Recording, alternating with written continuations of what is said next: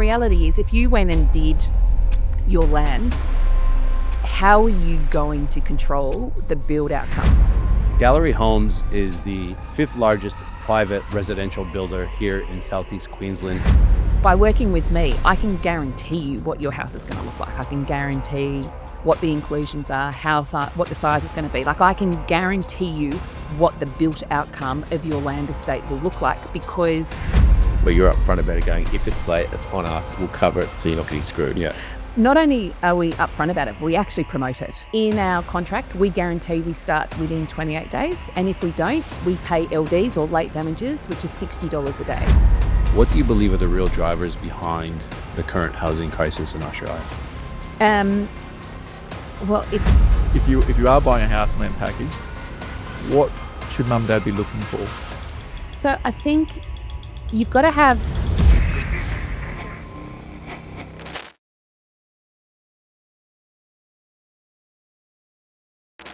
Hey guys, welcome to another episode of the Unemployable Podcast. Usually at Unemployable, we have a calendar of guests that are pre-booked in.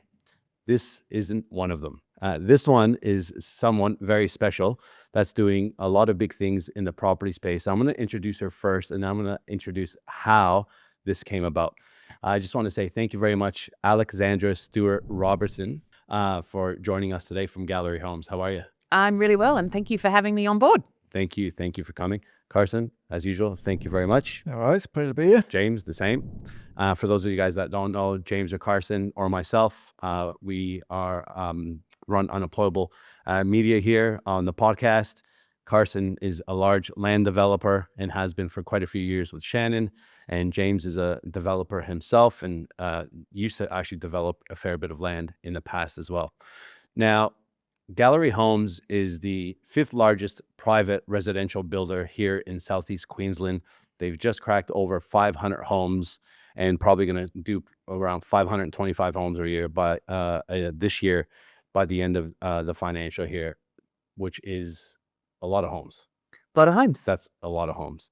And you are the National Business Development Manager, which basically is a very fancy name for the head of sales and acquisition. So anything that you guys actually buy and anything that you guys actually sell. And it's a little bit different because they don't sell to retail. And we'll unpack that in the podcast. But it's interesting because, like I said before, we have a calendar and we have people that are booked in for months in advance. And Carson and Alexandra met at the Sanctuary Cove Boat Show. It's actually the weekend of my birthday every year, so I know exactly when that was. Oh, you're a Gemini. I am a Gemini. You got to be careful. There's a couple of... So am I. There's a couple of... Finally understand what the issue is. Right? But they literally met at the boat show in Sanctuary Cove because I said, how did you guys meet? And basically, Alexandra invited a bunch of land developers, right, to get shit-faced at the boat show so that way she can rob them of their land, basically, is what's happened. And Carson is one of those because after the boat show, he messaged me and said, or rang me and said, hey, I think I have someone that I want to get on the pod. I'm not sure how she's going to go, but after a couple glasses of wine, she was really, really cool. And I think she'd add so much value to the podcast. Now, we were debating whether we were going to bring some champagne or wine today, but we haven't. But you're still here. I'm still here. Yeah. So we're going to have a good time. Tell us exactly what you do, right? What does, sales acquisitions for one of the largest home builders in the country, what do you do on a day-to-day basis? So part of what I do is actually find the land. We've got an incredibly well-established acquisition team, guys with a huge amount of experience, and they're each responsible for an LGA across Southeast Queensland. So we've got Dane, Matt, and Nick, and they're each responsible for their own locations. And and then we've got Connor, who is an incredible data researcher. So what we're trying to do is actually see what's coming, and what's being delivered into each of these LGAs, and how Gallery can actually go in and master plan, design our homes to go on to these estates and deliver a residential outcome into these LGAs that feeds our sales machine. So the way Gallery works, and it's probably a key point of difference for Gallery, is we are a wholesale builder. Difference between a wholesale and a retail builder is we're not in display villages. We don't sell with mum and dads coming direct to us and saying, I want to build a home in Logan Reserve. We work with referral partners, and those referral partners are a really wide group of people. So we've got property advisors, we've got financial planners, but we've also got people who are really passionate about helping people build their homes. And what we were finding is that mums and dads or first home buyers, if you've never built a house before, it can be a really daunting and complicated process. And if you're rocking up to a retail builder, you're representing yourself, and those retail builders, it's a really big process to actually take it through. So by working with a wholesale builder, you're coming through a referral partner that is there really to hold your hand through the purchasing process. And Gallery has a full design, drafting, estimating and siting team. So when we put a house onto a block of land, we fully site it, we fully price it, and then we lock it down with an HIA, full turnkey, full fixed price contract. So for a first home buyer or a second or third home buyer, they know exactly what they're getting and how much it's going to cost and the milestones that Gallery is going to take them through to get them there. And there's security in that whole process. And especially after COVID, when I think, the industry took a massive bash, working with a wholesale builder offers a level of security and strength that I don't think the retail builders can compete with. And that's allowed us to dominate in our space over the last couple of years. And here we are, number 5. And it's a total different model than what people are used to. A lot of people are used to, the Metrocons and these types that have display villages everywhere and display houses, and you go, like you said, walk off the street and you go to them and I want to build a house and I've got a block of land and this type of thing. Now, I want everyone that's listening, that anyone that is developing land or wants to be developing land needs to listen to this, because this is how you've been brought on the podcast. If you are a land developer and you're turning 1 into 2 or 2 into 5 or, a block of 10 or what Shannon and Carson are doing, 20 and 30 and 50 and 100 and all these different types of blocks of land all over Southeast Queensland, the traditional way of doing things is you would go and develop this land and then you'd go and find a buyer. And usually what people are doing is they use a real estate agent. So they'll go to their local real estate agent, or they'll use a project marketing company like a Colliers or a CBRE Land Holdings, and they'll go and sell the land. The reason I want you guys to listen up here is this is a little bit different, because the reason why Alexandra is on the podcast today is, like I said before, she met Carson at the boat show here on the Gold Coast. And the reason why is because she wants Carson and Shannon's land, right? And especially their Gold Coast project. Especially the Gold Coast project, because it is a very unique piece of land and a good quality piece of land, really. But the options that Shannon and Carson have is, okay, well, I've got this block of land. We've got how many on this one in particular? 29 lots. All right, so 29 lots in a very, very good area. What Carson's been doing is selling a lot of the lots himself, right? So we were just talking about, do you pay for parking or do you actually walk the extra 5 minutes? I'm like you, I'm tight. I walk the extra 5 minutes. Carson's a bit tight. He sells his own stock at times. So that's another way of doing it, right? Rather than going and using another agent, you can sell it yourself. You put an REA ad up and you field the inquiry and sell the land. Well, that's what Alexandra doesn't want Carson to do. And she wants them to do a deal together because they got a great block of land. So really, instead of selling 29, was it 29? Sorry. Yep. Yeah, 29. Rather than selling 29 individual blocks of land to mom and pa and dealing with 29 different mom and pas and going through that whole process, they can realistically do a deal with Alexandra and sell all 29 to one builder. They do a deal, and that's how this model works. And then all of a sudden, the financial planners on this side and the financial advisors over here that know the borrowing capacities of people and say, hey, you should be buying a property, align themselves with someone like Gallery Group that then design a house on the land that Shannon and Carson have developed, and Shannon and Carson make money, Gallery makes a bit of money, and you've got a buyer that now lives in there either first-time home or their forever home or their investment property. Is that basically, in a nutshell, what that looks like? So the deal that I want Carson to sign up with, and thankfully I've got the contract in my bag so we can get to it shortly, it doesn't cost him anything. Yeah. So this is where he doesn't have to engage project marketing. He doesn't have to pay a land agent any fees. Yeah. How we work is we would actually master plan the whole estate. So we would actually look at the lots. We would do our research to know who the buyers are, what they need in those homes, whether they're going to be double-story, 5-bedroom, 3-bathroom homes, what it needs to look like. We then assign a colour scheme and we assign a facade. So we would actually be able to show Carson and Shannon full renders of what the whole estate is going to look like.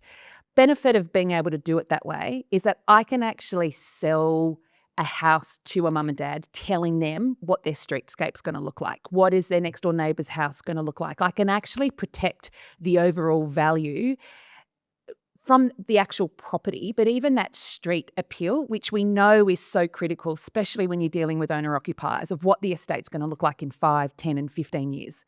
It also means that you can actually protect the privacy of each of the residents, because I know how the two homes are going to line up against each other. I can understand the impact of their alfresco towards their alfresco, or whether you've got ensuite windows in one house lining up against a kid's bedroom in another house.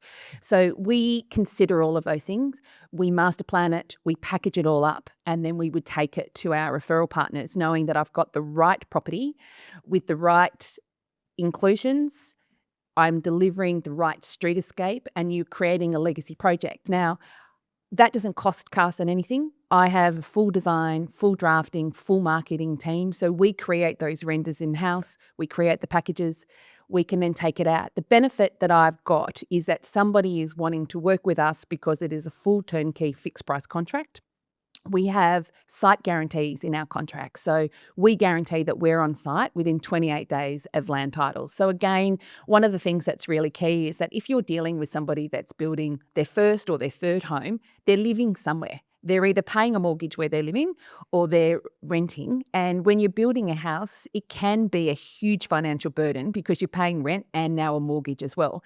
So by us being able to put in a site guarantee, we're just giving comfort and a surety around how long this whole process is going to take. And then we're really clear on what the construction process is. And then we put LDs for both parts within our contracts. What's an LD? So when you're mentioning acronyms, let's just break it down for the people that don't understand what they're, and I'll pull you up on it. So that way we can, so what's an LD? Is late damages. Liquidated damages, yeah. Same. So in our contract, we guarantee we start within 28 days. And if we don't, we pay LDs or late damages, which is $60 a day. And we've worked that out being what the interest would be that you're being charged on a daily basis for a block of land that you've now got a mortgage on. Yes. When we're doing our construction LDs or late damages, they're $120 a day and $600 per week, so that it would potentially cover the interest that you're being charged, or it would cover your rent or, contributions to mum and dad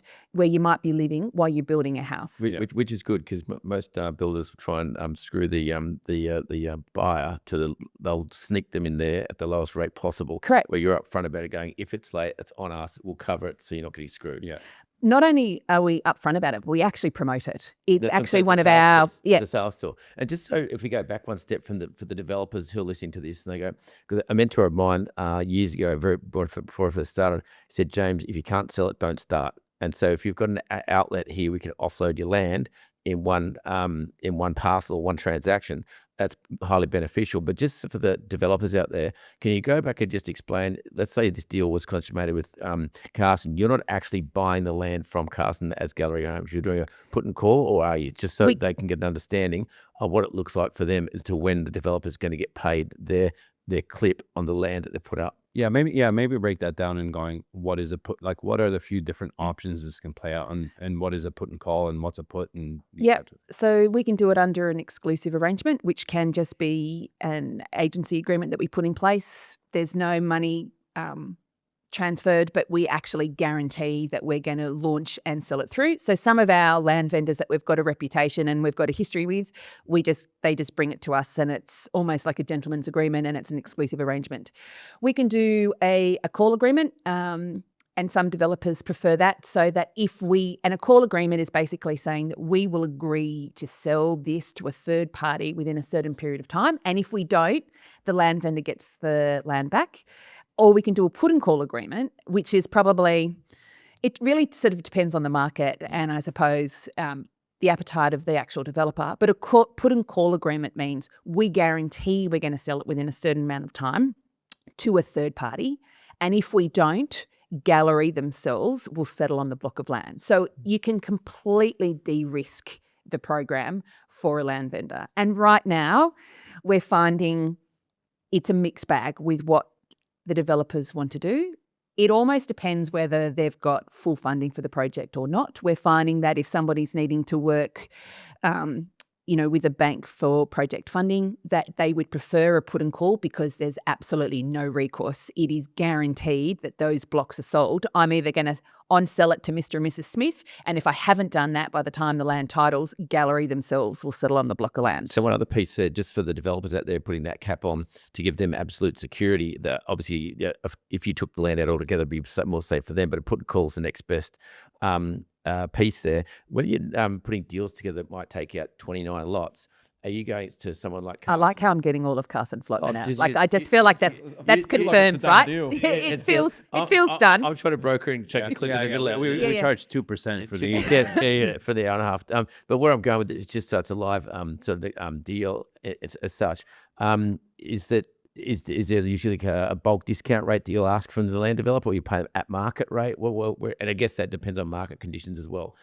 Look, at the moment, we're even reverse engineering it. We've even got land vendors coming to us at the moment that might have bought the block of land, let's say 5 years ago. And the same way residential construction costs have gone up, so have civils. So we've even had a couple of people that have come to us to say, we've bought this site and we just cannot make it work. But what they're looking at is actually the land costs. And we reverse engineer it because we know in a certain location, and if I had Carson's, I know what somebody is going to pay for a house on a block of land in that location. So what we do is I'd say, Carson, give me your disclosures, give me your plan of development, give me your design guidelines. I then put that through our team. We would put a house with a facade and a colour scheme on every block of land. We consider we consider the construction cost, like retaining driveways, soil conditions. We allow for that in the package. And then I might say, actually, I know that a house on land is actually worth 1.5 in that location. These packages have come in at 1.4. I could actually come back to Carson and say, you could actually move your land prices. You could actually increase your land prices by 50 or 60, put that into your FISO, and now tell me whether it works. Yeah, and that's the beauty of that. Like the amount of market research and the team that you guys would have in place that Shannon and Carson don't have is a benefit to them as well, right? Because, I mean, you want their land. I can see that, right? So you're going to do a shit ton of work in behind the scenes for free, right? To say, hey, this is what it is. This is what we can guarantee you. And Shannon and Carson might not even know that number yet. They might have a number in their mind, and it might be less than what you guys are actually willing to pay. And that means on 29 lots, and I don't know what the prices are, right? I'm just going to, throw some numbers out there because I don't even know, right? But call it 500 grand a lot. I'm just going to say, right? So 500 grand a lot, that's a lot of commission that someone's going to save on that 500 grand lot. You're like at 3%, that's $15,000 times X amount of lots, and the time and the hassle and the marketing costs, right? Yeah. That's the other thing. It's the marketing costs. Advertising these things aren't free. Yeah. And someone's got to take the calls and the rest of it. So the benefit really at times, like you just said, if you came back to them and said, hey, I could get you an extra 50 or 100 grand a lot, I'm happy to pay that because I know what the costs are here because of the feasibility that you guys have done. And on the other end, he might not have to pay 20 to 25 grand per lot in actual selling fees. The benefit to these guys it's unbelievable. Like it's a real good benefit. And for someone, if they were to sell the land to a mom and pa that then's got to go to another builder and then do that whole process, doesn't mean that they're going to get it cheaper anyways, because you guys are doing this in volume. Like You guys are doing over 500 homes a year. That's 500 roofs. That's 500, driveways, 500 slabs. You guys got buying power, which helps as well. And not only that, you've got an insatiable appetite for land, because if you've got an engine that's pulling 525 house builds, you can't just run out of land overnight. You'd be screwed. No. So you've got to consistently be on the look and the hunt to find, and that's why it's good to hear, refreshing to hear that you guys operate completely different to most builders who are trying to screw the landowner, get a rebate. Like everything that you hear the horror stories about builders, it sounds like you flipped the script. Yeah, and I think that's actually why. So Adam Barclay is our CEO. Gallery was established by Adam and Kim Barclay 15 years ago, and I think they wanted to do things differently. I think part of the benefit that we've got with Gallery is we started doing luxury homes. We built them in Sanctuary Cove. It's where our office has stood for the last 15 years. And so I think one of the legacy reasons to work with Gallery is that Adam has basically built homes for his neighbours and friends in Sanctuary Cove. Our office is there. Adam's lived there. He can still happily go to the golf club. He can still eat in the restaurants. And I think there'd be very few builders in Southeast Queensland or potentially in Australia that could actually live where they've worked and still happily sit there for 15 years. Have that reputation. And have that reputation. And part of it is, Adam, do we always get it right? No. We're humble enough to know that we don't get it right 100% of the time. But when we don't, we're onto it. And one of Adam's mandates is we only build where we can actually get to site. So if there is an issue that gets brought to our attention, it's Adam in the car heading to site. It would be me going to site, or Brett Morris is our head of construction. We're boots on ground kind of people. So just for that then, again, for the developer out there who's looking to go and essentially build to what, make sure they're not screwing it up with their size of lots, location and whatnot. You guys, you said if you can't get the sites, so you're basically Southeast Queensland. Yep. And what are you looking for predominantly? So if you could put out the wish list to anyone that's out there looking to go and cut up a block of land, are you looking for 350 metre lots, 500 metre lots? What locations, if you can give a bit of a mix? I'll take anything right now.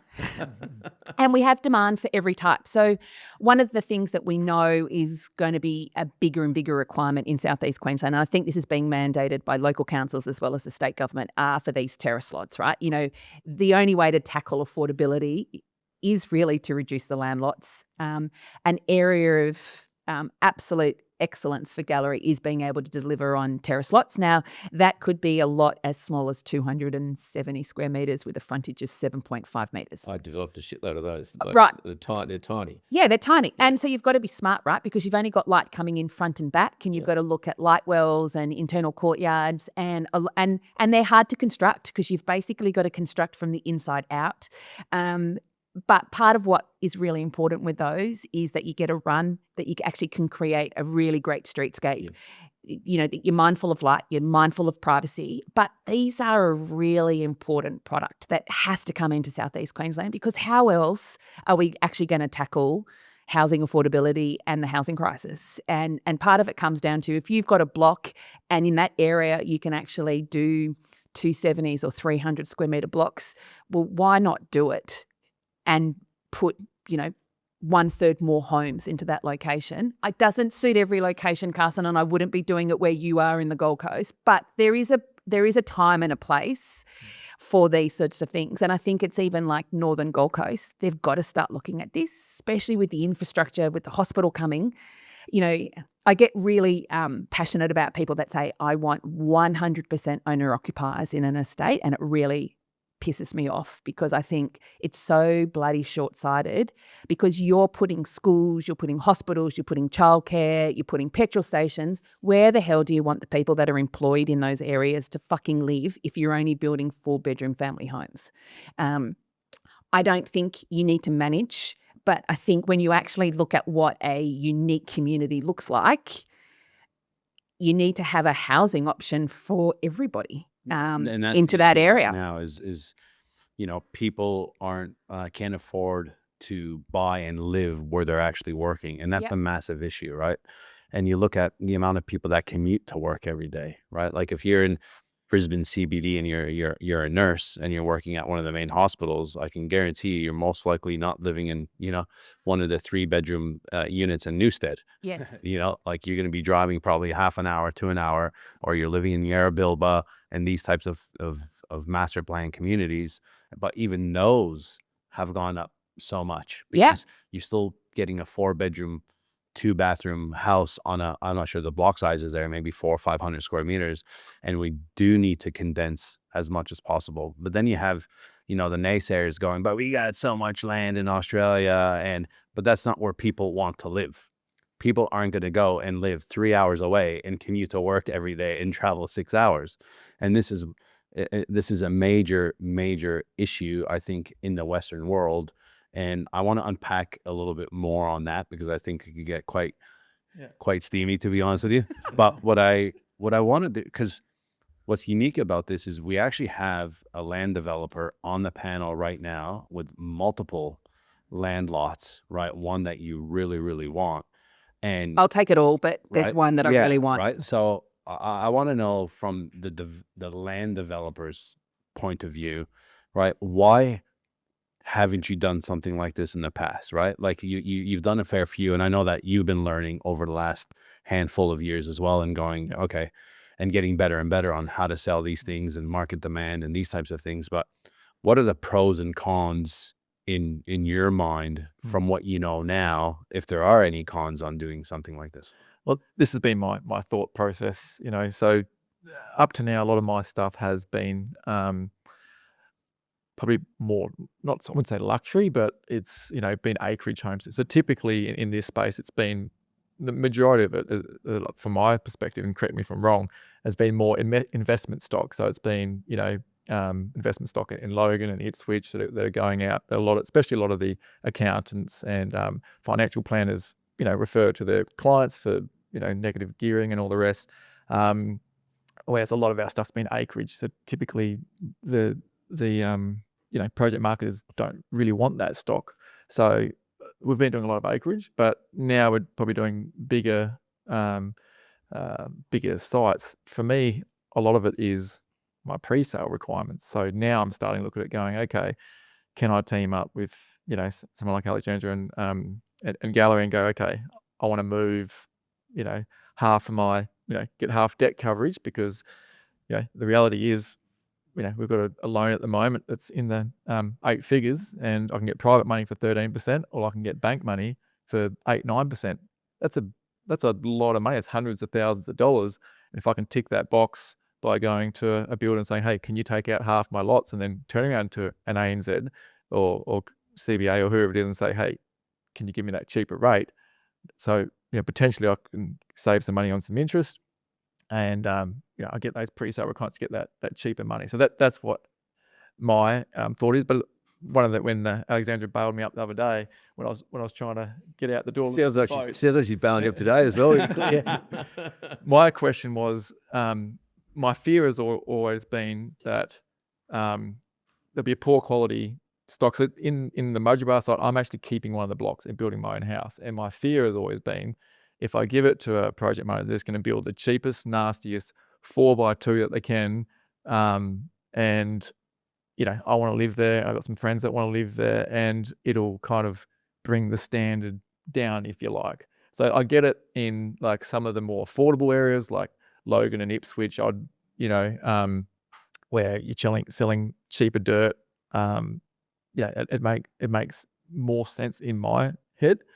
But for the more, say, premium developments, that's where I was like, is it just development stock? Because I'm like yourself, I rent as well, and I've always and we'll buy it at some point. But so I've got family members at the moment that cannot afford their rent, and they've got their dream job working for a nurse, and making more money than they've ever done, but the cost of living's gone up so much they're just struggling and crying in our lounge room going, I still can't survive on what I've got. It's messed up, so we need that balance.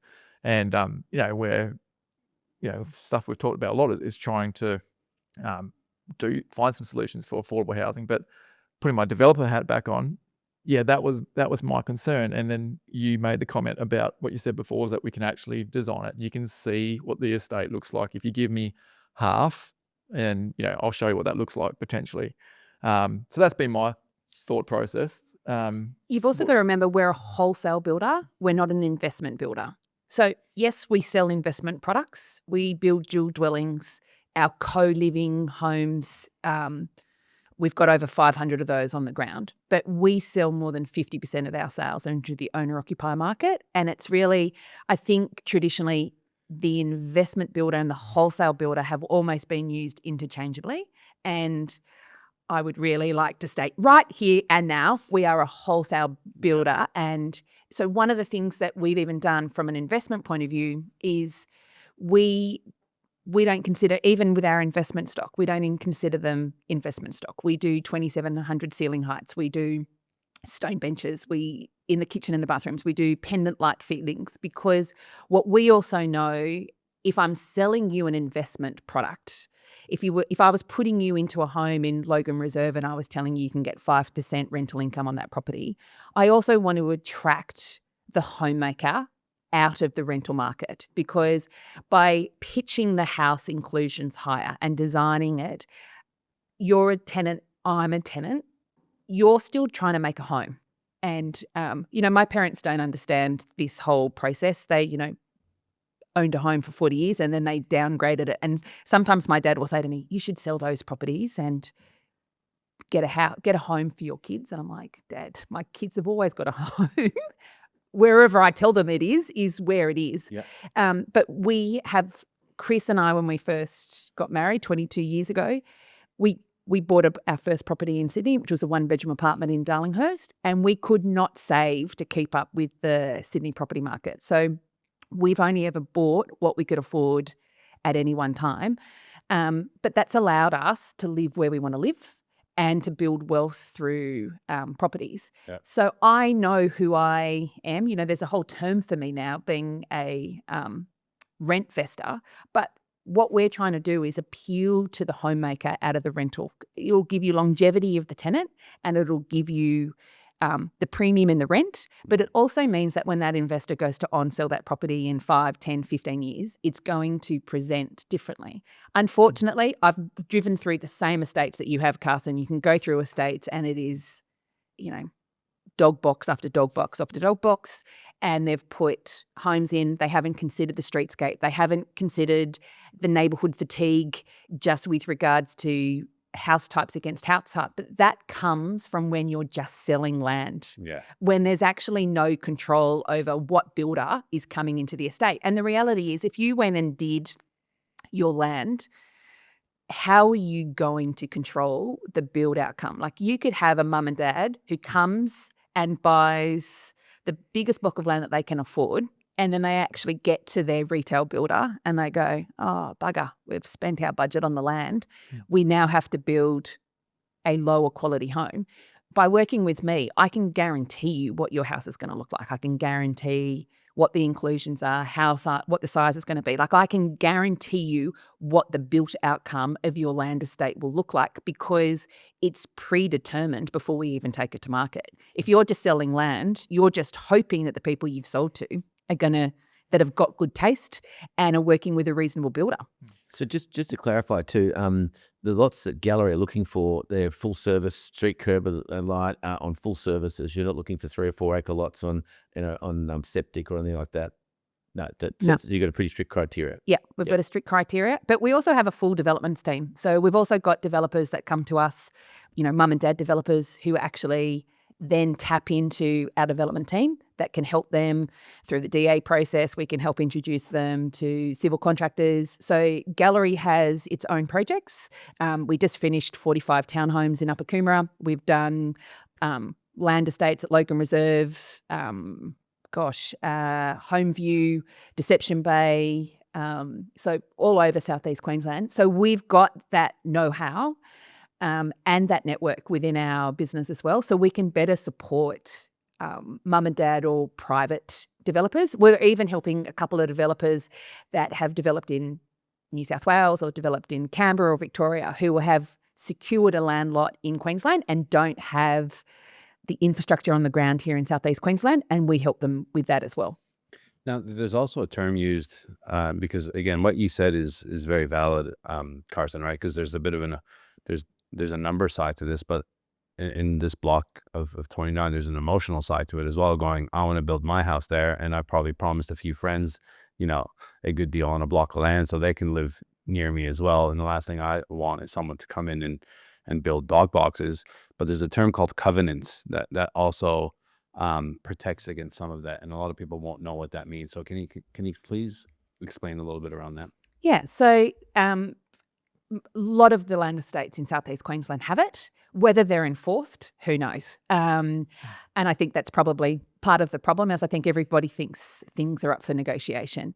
So obviously there are council requirements with regards to setbacks and site coverage and all the rest, but it would be then the design covenants that hopefully, Carson, you've designed for your estate, which would be talking about restrictions on colour schemes, the number of external finishes that need to be used on a facade, the type of facades that actually can be used, that it needs to have, a 60-degree pitch roof or something like that, so that you can actually put requirements in so that, and these are usually a very long document with imagery so that nobody can get confused what needs to happen. And I suppose what needs to happen is it needs to be part of the contract for the land so that the owner is agreeing to adhere to them, and then it's putting in a balance that they have to submit their plans back to somebody that's attached to the land vendor. It's either going to be Carson direct or it might be your solicitors, who actually gets the full set of construction drawings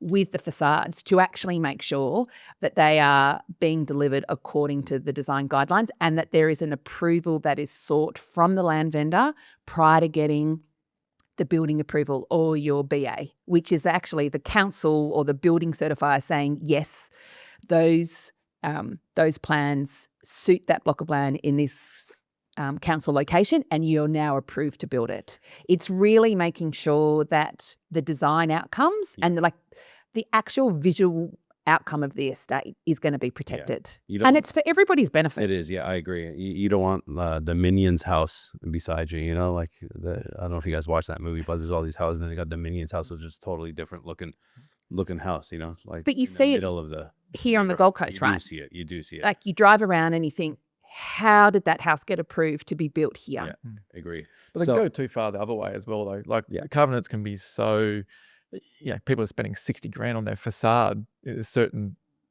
areas on the Gold Coast where it's like 60 grand extra to just fit the covenant requirements. So we're probably a bit too loose with our covenants, but, I think there has to be the right balance, right? Yeah. So what's the process, guys? So obviously land developer, land purchaser. So what's the process now? So if there's someone out there right now that's got a block of 5, a block of 10, a block of 20, a block of 50, whatever it is, and they've never done something like this before, what's the process? You meet at a boat show. Next thing you know, 2 weeks later, you're on a podcast with that person.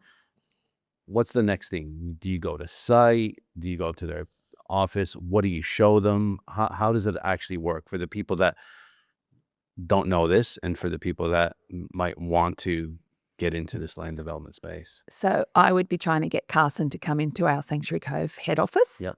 I just need the address of the site. We can pull it up on Archistar, which will give us a fair amount of information with regards to levels, zoning. I got the address. It just depends how much you want to pay. I got the address. Yeah, I got it 4%. Yeah, I'll drive you there after here. Perfect. Even better. And look, one of the things that we do is Guys, I know this is an ad, but trust me, you want to watch this one because it is an absolutely ripping product for anybody who uses a computer. One of the things I hate the most in business is email and responding to YouTube comments on my computer here. This AI app is a game changer. What it does is it enables me to never type another email again. I'm going to show you how it works, but essentially, instead of typing, I have a key on my computer that I just push the key, I start talking, it dictates everything I said and uses AI to correct any words that it hears after I've trained it a few times where there's misspelling, and it just cuts my email response time in half and enables me to give much deeper, better emails to people. Just check this out. As soon as you see it, you'll see how it works. If you want to get it, there's a link beneath this video. It is insane. It's called Whisper AI. It's a game changer. Let me show you. So this is a scene you've all seen before, writing an email, but instead of going and writing and using my keys here to type in, I'm just going to push that little FN button and I'm going to read this straight in here. So watch this. Hi there. Thanks for watching the podcast. Have a great day. Let it go. Boom. There it is. And I hit send. That's it, guys. Click on the link below the video. Get signed up today. It will save you heaps of time. All my entrepreneurial friends are using it. You can thank me later. Let's get back to the pod.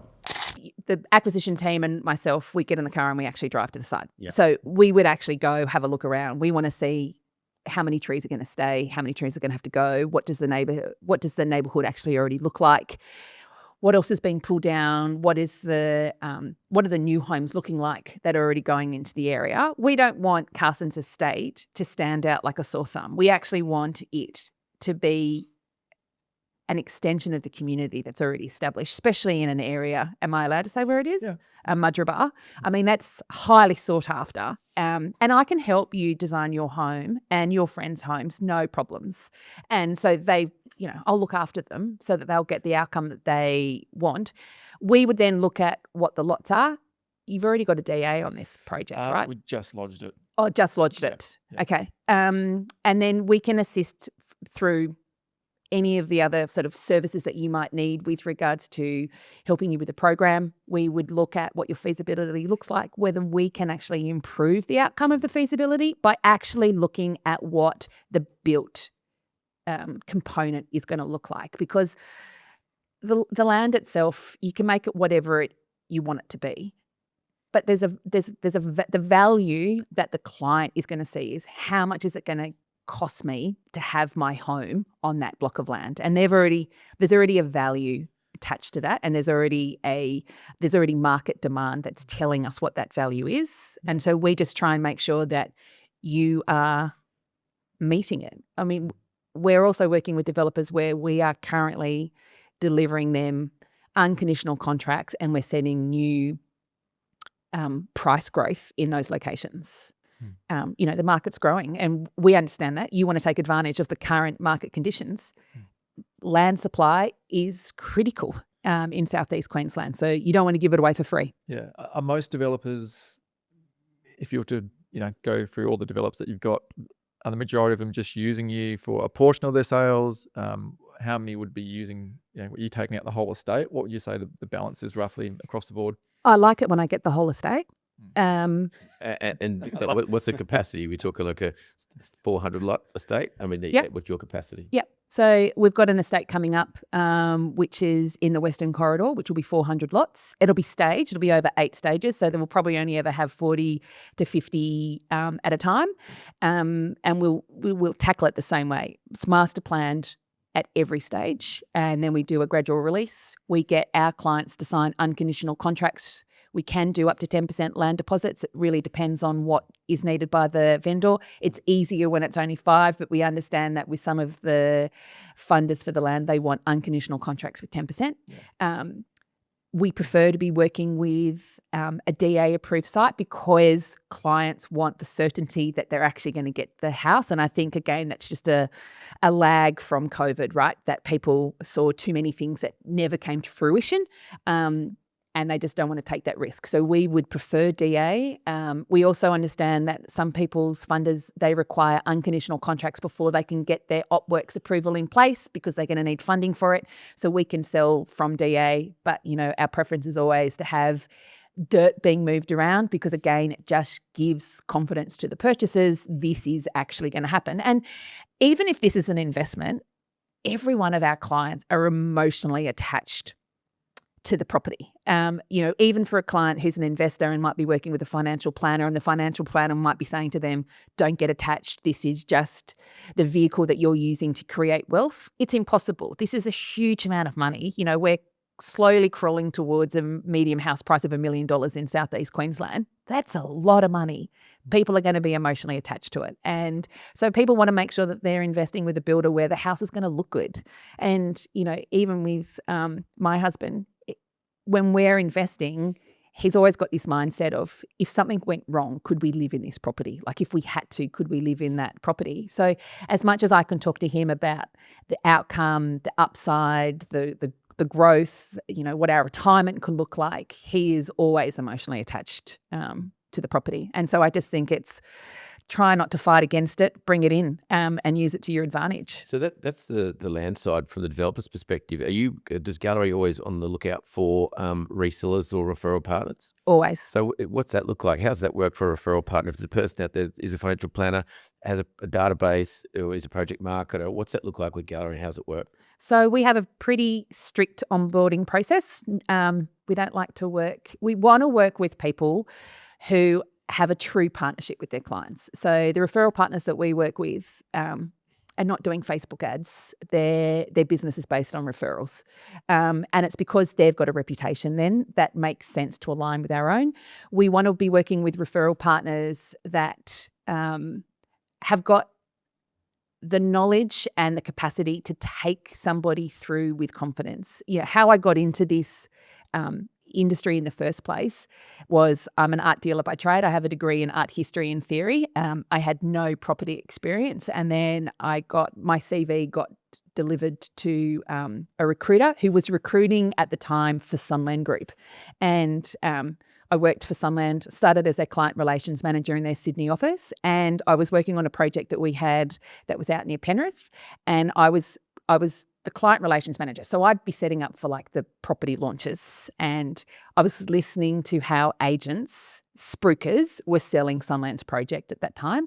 And I remember Saba having a conversation with me a few weeks later, and I said, it's so sad that these agents lie about our project to actually get a sale done. And I said, it shouldn't have to be that way.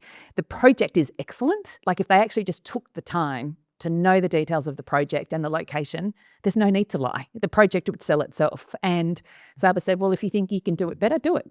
And so I'm a talker, as you can tell. So for me, if I'm thinking it, it's usually falling out of my mouth. So I want referral partners the same. I do not need somebody that is manipulating or selling to a client. I want somebody who is really invested in getting the right outcome for their client. And I have 1,000 examples of bad referral partners.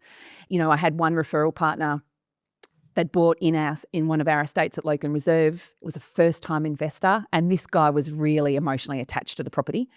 And he was talking to our property management team, and he was really obsessed with getting a discount on his management fee. And we don't discount our management fees. It's like anybody. If you're good at what you do, you shouldn't have to discount. Yeah, and unless it's cars and it's friends. Yeah. And and then I'll look after them. And he's going to give me all 29, so it'll be worth it. I said that earlier. I want full estates. I want the full estate. But this guy ended up getting put to a property manager where they discounted their rental income, but they achieved $200 less in the rental income than we did for the property next door. And I just had to say to the referral partner, because you did not educate your client is now not going to be in a position to reinvest, because they will have to cancel that Form 6 with that property management group at the end of the term. They'll have vacancy. Like, it's having the responsibility to take a client from A to Z. It is actually making sure that they're working with the best possible broker who can actually take them through the options. When somebody says to me, oh, I can only get lending with CBA, I'm like, well, you're not working with a decent broker. That's probably the only person that they work with. Mm-hmm. You actually need to be working with somebody who can actually sit down and take the time. So I want to know who they are. I want to know who their clients are. I want to know who their brokers are. I want to know who their solicitors are, and make sure that they're actually getting an outcome, because I can guarantee you the client will forget about whatever it was with the referral partner. They will never forget what Gallery did. We're the last man standing. It's always my fault. So I have to protect us. I have to make sure that if you're selling for Gallery, that you know us. You know why you would be recommending a client to Gallery. Can you offer any advice to a mum-dad investor out there? Because it's a bit of a minefield, right? Like you said, you got your Facebook friends on there pitching deals, getting massive commissions to sell overinflated commissions. So if you are buying a house and land package, what should mum and dad be looking for or looking out for so they don't get ripped, or where's a good, what would you see as a good deal, or something that a gallery puts together? What should we be looking for? Because not everyone wants to be a developer, right? So put on the other hat, what should mum and dad be doing and looking out for? So I think you've got to have, I think when a mum and dad is looking to do an investment, you should have done your own due diligence. But I also think you have to educate yourself by going and looking at what a number of referral partners might be doing. So don't just go to one property seminar, go to a couple. And, when I bought my first property, I absolutely got sold. I actually worked with a broker that told me the best way for me to avoid LMI was to take out a personal loan to increase my deposit. But we're talking about a property investment 22 years ago. So the personal loan interest rate was 14%, while my mortgage rate was 9.65%. I was far better off taking the LMI than having a personal loan. But I did not know enough. And they'd also told me what my weekly cost of holding that investment was going to be, but I didn't realize that it was the after-tax position. I actually didn't realize I needed to pay the mortgage on a monthly basis. I was 25. I had no idea. And it was because I went to one seminar and I allowed myself to be pushed through a sausage factory, really. That this was you've come here, now do this, now do this, now do this. And they knew more than I did. I did MIS at school. I had an art degree. If it was pretty, I knew about it. Yeah. But Talk to me about Van Gogh. Yeah. Absolutely. I could tell you why he's famous, and it had nothing to do with him. It was his sister-in-law. But I also learned at maths at school. I learned how to balance a checkbook, and we don't even have checkbooks now. So I'm completely outside of my comfort zone. So go and do the research. Go and speak to a number of people. I think it's also really important to work with people that you like and that you trust, because you have to work with somebody who actually has done it more than you. Don't come in with, this is what I want, and not be prepared to benefit from their experience and their professionalism. I think one of the things is people always want to point the finger at someone. Yes. But make sure if it doesn't go right, you blame yourself, not someone else. And that's the amount of due diligence that you need to do yourself. Don't be lazy, right? If you're buying something and you're getting spruiked something somewhere and it's in, Roma or Rockhampton or wherever it is, drive there, go there, talk to the locals, sit down at a cafe, see who's living there. These types of things. Do your due diligence, right? Go on realestate.com, go on RP data, see what recent sales have had. Talk to other builders, get their opinions. This is what I feel that people aren't doing enough. Yeah. We're lazy, right? We're becoming lazy. We're becoming complacent. And all we're doing is trusting someone else that knows more than us. Well, let me tell you, if you get involved with the wrong person, that's a good salesperson, they will sell ice to Eskimos, right? Yeah. That is the reality. And unfortunately, some of them don't have your back. Yeah. Correct. Right? And this is the industry that we're in, which makes things difficult for people like you. Yeah. Right. And what you guys are doing, because for every one good one, there's going to be 10 other ones doing the wrong thing. But at the end of the day, do your due diligence, research, look at reviews, talk to clients that have used them before. At the end of the day, you're not building 500 houses because your last 500 were shit. Yes. Right. You building 500 because your last 350 were good. And guess what? Next year, you're going to be doing 650, another 650 good ones. And this is the thing, right? People just need to get their hands dirty. 100%. And I've worked in multiple different sectors. One's in the finance sector, and we're completely sanctioned under ASIC regulation, right? But with property, a medium price property that's $1 million, any cowboy can go out there and fucking sell it and flog a $1 million property with overinflated comms involved, a whole shooting match. So it is, when you say in this game, it is a game filled with sharks. Yeah. And Yeah. You can look at our QBCC license, and that's what, a lot of people should do. I was probably referring to you. I'm saying you're filming marketers and people selling these investment house and land packages is be careful who you're dealing with, because it's a fucking shark fest out there. Correct. And if they are recommending a builder, go onto the QBCC, look them up, actually see their license history. see whether they've had infringements, see whether or not they've had issues with their performance in the past. It is a government body. So And it's free. And it's free, and it takes you 2 seconds. You can go into QBCC right now. You can look up Gallery Homes. It's going to show you the exact number of homes that we've built financial year to date, what we did last year. It's going to show how long we've held our license and whether we've had any infringements. And Gallery has 0. We have a very clean record because we don't ever allow for something to get to that point. We're on the front foot.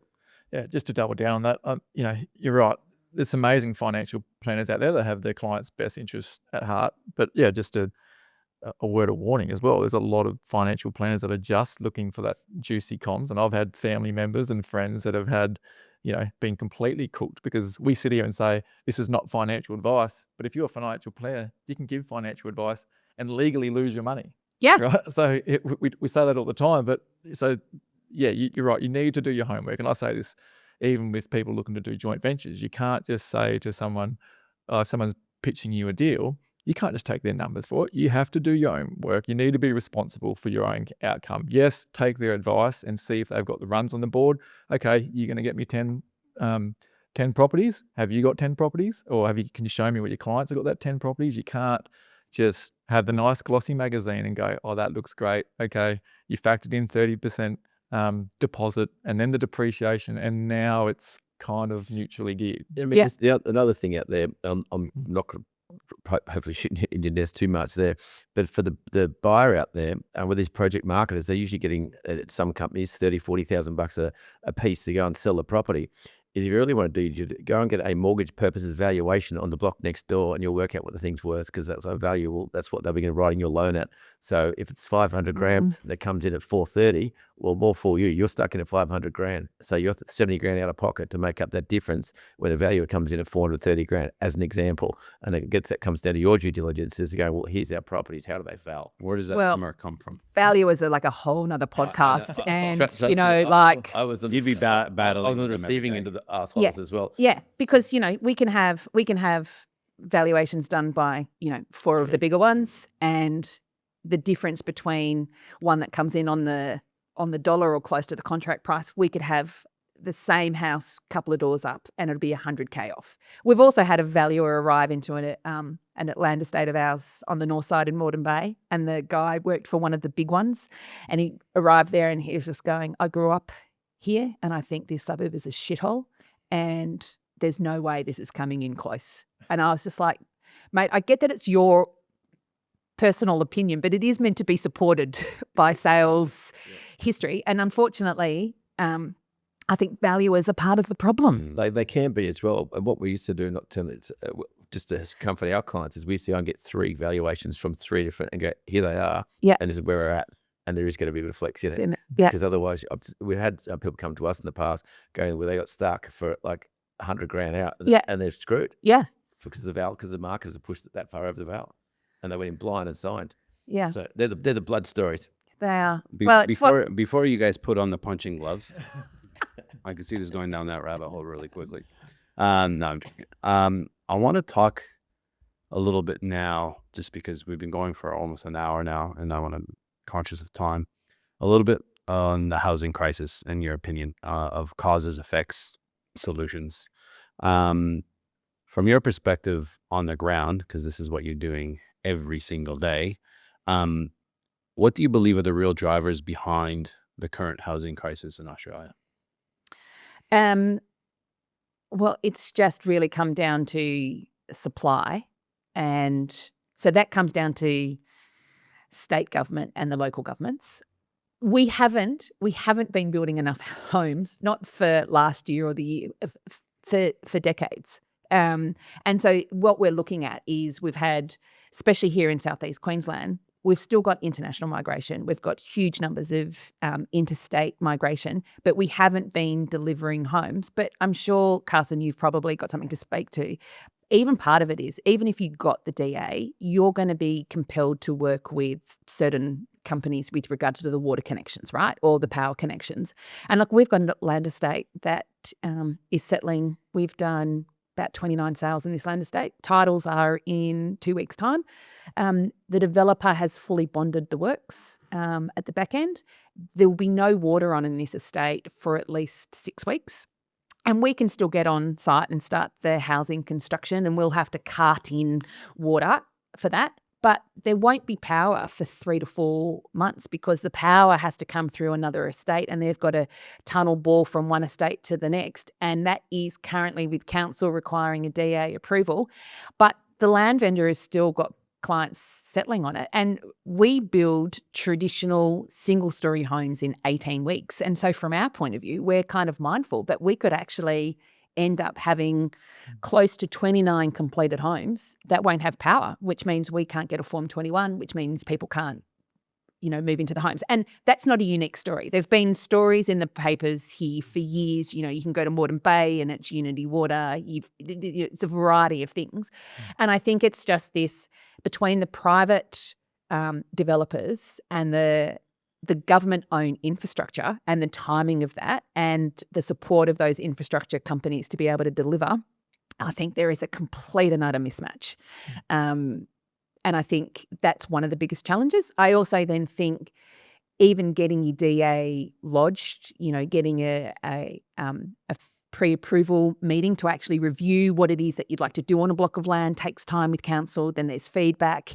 It's even that approval process is longer than it probably needs to be, because when you drive around, there's some shitty developments that have been delivered. How did that happen? And now they're scrutinising other things.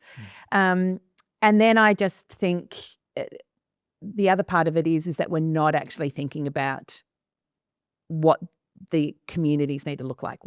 How do we actually carve up these suburbs to actually put more houses into locations?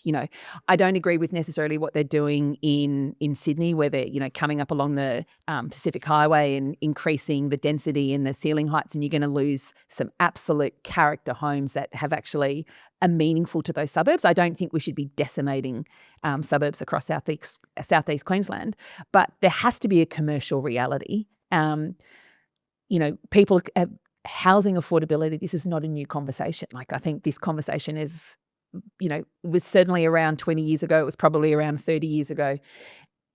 We're just not building enough homes of the right type in the right locations to actually allow people to build their lives. And, I think about it even when my parents built their home, my mum stayed at home. So, my dad could do the commute to work because mum was there to get us to and from school. But you're now talking about more dual income families. Well, that requires work, home and childcare to be as close together to actually get it done.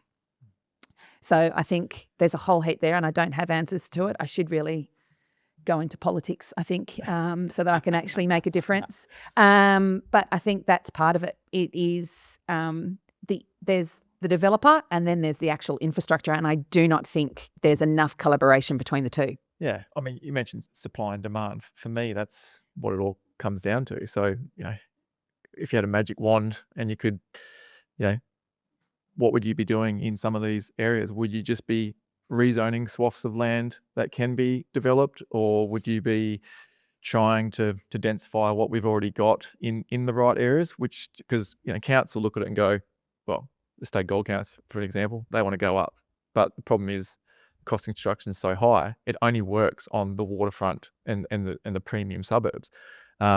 Because a lot of developers, the feasibilities just aren't stacking up. So they want to swap from 70% of detached housing over to 70% high rise, and it's just not stacking up. So, but you got areas, we're kind of landlocked on the Gold Coast, but you go up to Logan and Moreton and Ipswich and these suburbs, they're probably got the most amount of land, but it's still, there's a lack of certainty, I suppose, in the time frames. Over the borders, even worse. We took 2.5 years to get a DA approval through.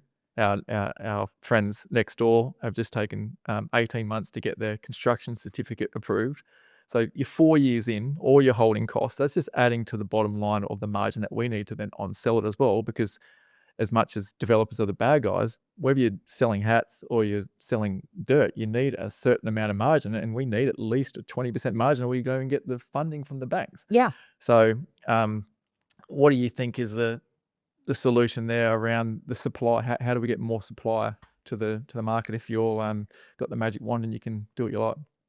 It would be rezoning, but then it's a matter of how do you get the sewer, the water and the electricity into those estates. We know that the local councils, especially here on Southeast Queensland, they're already financially stretched to deliver that infrastructure, and then you're having to rely on the private developer to bring it in as part of their feasibility and then dedicate it back to council, and there's, offset of council contributions. But again, that's then a huge financial burden on the developer to be able to do that and deliver it as part of it. It's a complicated one. I mean, we've even with one of our projects, we had to bring in council infrastructure, and it was a burden of almost $2 million onto the FISO. We had to pay for it up front, and then council would pay it back after we delivered and had been certified. But that's a lot for a developer, especially when you're borrowing the money and you're paying interest on that, and then there's weather delays and other things. We've probably got to get better at trying to work out how those infrastructure costs can be offset at some of the upfront council contributions so that it actually frees up the cash flow for the developers, because we know cash flow is king. And I think if that was made easier, you could probably get more developers doing more, and that we'd see less developers and less builders going under. I feel, there's a part of me that feels like it's restricted on purpose. Like as if you just go and rezone everything and build what's actually required, I feel like we're not going to have the infrastructure that's needed, right? Yeah. Like you look at places like Bali as an example, which is very different than Gold Coast specifically, or Southeast Queensland. But there's no rules, like the amount of building that's going on there is astronomical, but there's no infrastructure. And then you have traffic, and like there's no need of, I was talking to a friend of mine yesterday that lives there, and she's like, you don't need it. No one buys cars here because you will not be able to get around. There's enough traffic just riding around in a scooter. And I feel it's a similar type of thing here, right? Because at the same time, what we got to remember, there's demand, right? But it's basic supply and demand, right? That's economics, basic supply and demand. But if you up the supply too much, it can affect the demand. And in my opinion, I think it was Lego. I think it's Lego. I have to look it up. But they never build. They always build less, a little bit less than the actual demand, to always keep it in demand, right? So, and I feel like there's a level of that as well in Australian real estate, because if you go and you build too much, it'll affect the demand, in my opinion. So you don't want to build over the demand, because Australian real estate, so much wealth is held in Australian real estate compared to a lot of other countries. And they got to make sure that that's stable, that's my opinion, or my conspiracy theory. It's not like the diamond sector. But go on. Yeah. Like it's because if they just, doesn't even matter if they went to go and zone different things. We don't have never mind the infrastructure, but we don't have the people to actually do it. I feel that way. I don't think we have the qualified, like I'm building at the moment. We develop. You've seen the prices. You know what you're paying for trades. Yeah. It is unbelievable. Like I've calculated some trades on a build at the moment and what they're actually making on some of this stuff. And I'm just going like, you don't need to be doing much else. No. I think Australia has an obsession with home ownership. And, I've got friends that have come from other places in the world, and they say this is not, like, home ownership is not a national sport where they're from. Yeah. And, that's, France, Italy, Yep. home ownership is not a huge part of their lifestyle. They've got generations of families that are renters. Yep.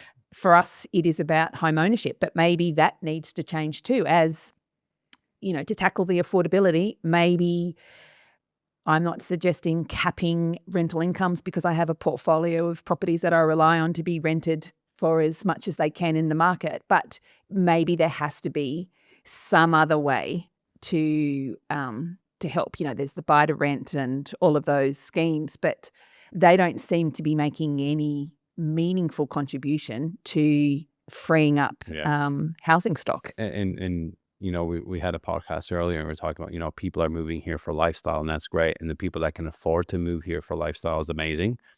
But when that person breaks their leg and has to go to the hospital, there needs to be someone there to help them. Yes. And that person is not going to be traveling 3 hours to get here. And that is the issue, right? Yeah. The issue is having those people that, you know, are going to help you in those situations. They need to be able to afford where they're working. Correct. And the issue is they're starting to move out more and more and more and more. And it doesn't matter that we're attracting wealth and we're attracting the Ferraris and the Lamborghinis and the fancy restaurants and all these people, because those people aren't the ones that are going to be doing those jobs. Yeah. And we need to respect those people and make sure they have a fair go on where they can live in, like you said earlier, right? You want to, the daycare, the school, they all need to be within reason of where you actually live, or else you're going to be making different decisions. And that's the exact same thing with these people that are being pushed out of the market. Not only are they being pushed out of the market from a buying perspective, they're being pushed out of the market from a rental perspective. They can't even afford to live, never mind renting or owning in their own backyard where they're working. And to me, that's one of the biggest issues that we're having. Yeah. And look, we develop a co-living home. I know you guys have had Kevin Dooney on the show before, and he's talked about his rooming accommodation. We do a co-living home, which is a 1A residential build. We've got over 500 of them on the ground. But who's going into those homes? These are not people that are social recipients. They are not on government subsidies. These people earn $75,000 a year. You know, they're school teachers, assistants, you know, medical, receptionists. All very important people. All very important people. All My barista, the guy at the petrol station, the person stacking Woolworths.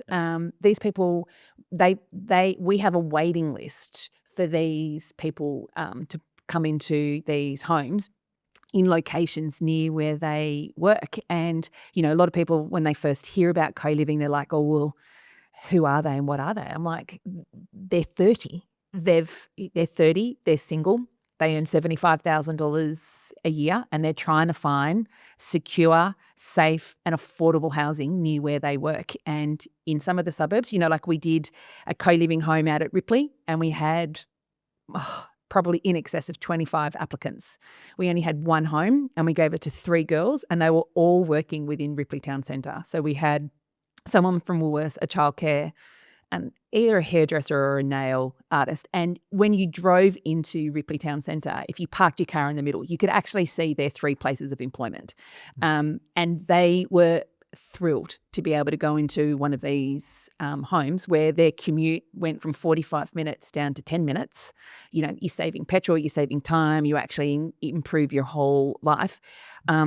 But it's hard to actually get enough of these homes in the locations that they need to be. Great. Just shifting gears quickly before we wrap up, with the with your whole business model, obviously you do your own projects, and then you've got Your project. and my project potentially. Well, it sounds like it's already done. Deal over here with these boys. That potentially hurt. It really hurt.